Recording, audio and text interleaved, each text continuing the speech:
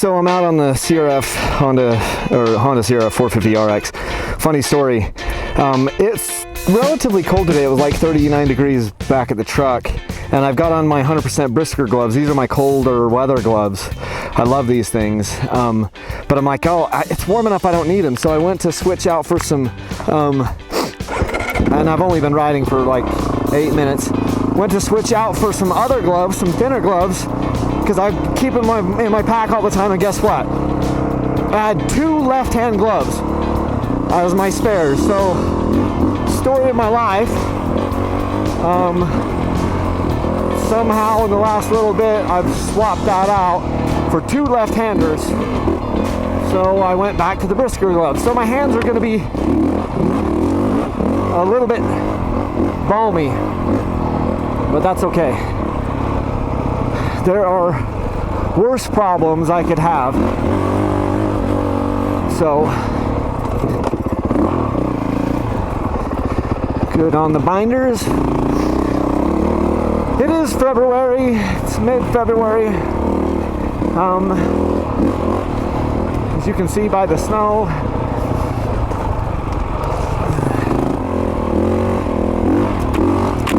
I think my favorite part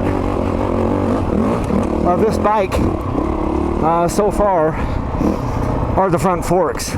This is my, 3rd time out on the bike, I guess. I really only have been out on it 3 times because it's winter here and I got a lot of stuff going on behind the scenes. So I know, Kyle, you're starting to sound like a broken record. I don't get to ride as much as I want. Well, it's true. I want to ride once a week if possible, but I don't want to get down into that slick crap on the binders on a turn. So I haven't ridden it as much as I wanted. The 250, oh yes, that's tighter than I was prepared for. The 250 version of this bike supposedly is going to be here very soon, and that'll be kick A, because I will set the 250 up identical to how I have this one set up. And then you notice how ginger I am every time I see that ice and snow, because it's like frozen right under there. It's frozen, slick, wet. But I'll set the bikes up identical and then get a buddy to come out with me, and we'll just swap back and forth on the bikes and feel the differences, because we'll have the same frames, same chassis, same tires, same suspension, same sag, and then you'll just be able to feel the nuances of the motor differences, which I, for one, am very excited about.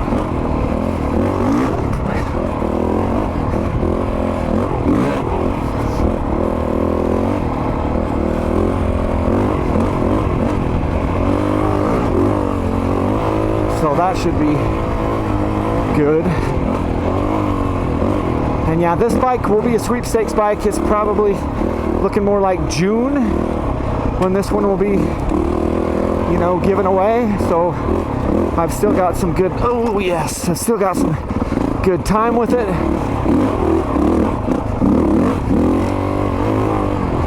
It is just razor straight. It just goes stable, planted. And then this is rockier than, it's not crazy rocky, but there's a lot of like rocks and bumps and braking bumps, acceleration bumps here. And the fork is still in like the standard clicker config. And honestly, yeah, it's awesome. Yes, checking that out. Like through the whoops. Holy Jezebel. These aren't Supercross whoops. These are just like regular, real world, like whoopy things that aren't uniform. and I knew my best Ken Roxon to I try to pick one or two, because you only get like a couple in a row here, but I try to pick one and try to say, I'm going to hit my front tire on that. Try to stay in the gas and hit my front tire on that thing. Like this. Yes. See, there's only like two there, but they're always different heights in the real world. They're different distances apart. They're all like bloody dragon's backs in the real world, in a way.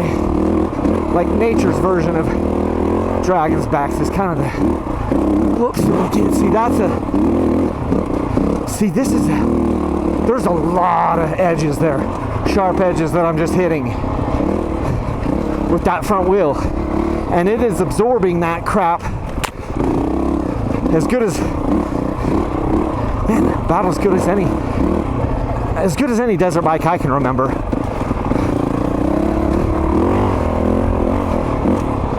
Be interesting to get this up in the mountains. Hopefully I'll be able to get it up in some alpine single track before I have to give it away. Let me go like this. I always go the opposite way.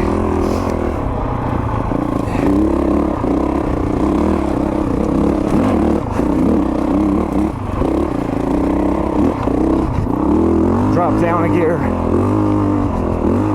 Sit down for some traction. I just shifted that on accident in the second. Holy jazz. My foot got under the shifter and I shifted up to second on accident. That was pretty cool because the bike's got so much bloody torque. She's went, RPMs went lower and she kept gutting it out. Now if I would have let off the gas at all, I'd have stalled it. I might have stalled it on a 250. I kind of think I would have.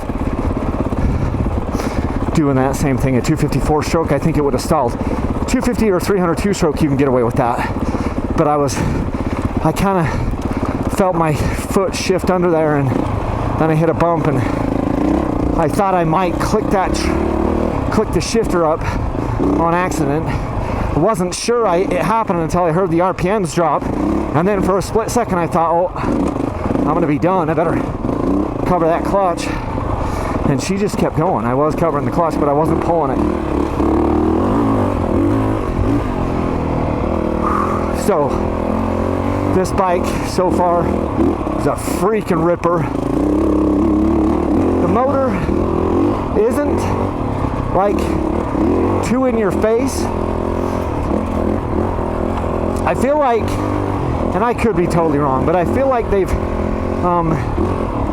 made this 450 feels like it's easier to ride than the last Yamaha I had, but take that with a grain of salt because literally I'm going back 5-6 years and I'm a totally different rider than I was back then. So, but I mean, it just feels like the engine mapping on this sucker makes it a little bit easier to ride. It's not quite so snappy. Like, I've even been on a lot of 250s recently that are like really snappy, and I love them to be snappy. This one feels just more torquey than snappy. Like, here's a hill climb. Probably won't look like anything.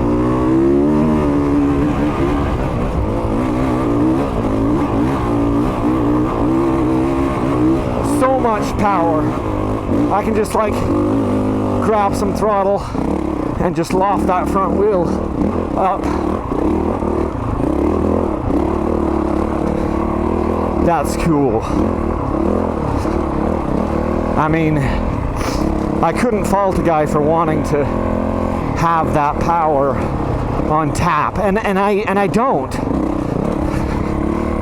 There's just some things about these bigger bikes that can wear you out a little bit more and get you into trouble when it's not faster speeds. See, if everything was like incredibly fast speeds,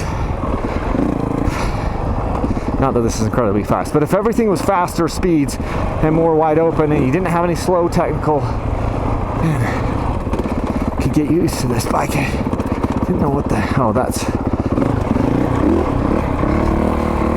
You can never just like go dropping off of something if you haven't seen it for a while. So much erosion happens. Sometimes you can get these freaking like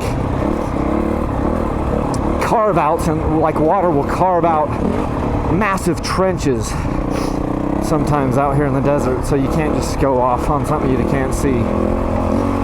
Anyway, I might cut you guys loose right now. I don't know how long I've been going here, but yeah, loving the Honda. Getting her dirty again.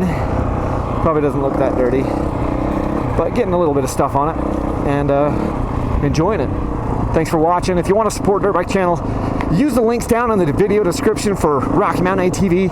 Helps me out a ton. It won't cost you anything. That's the best part of it. You're going to buy parts and gear and that stuff anyway. So use my link, support Dirt Bike Channel, and leave a single track. Thanks.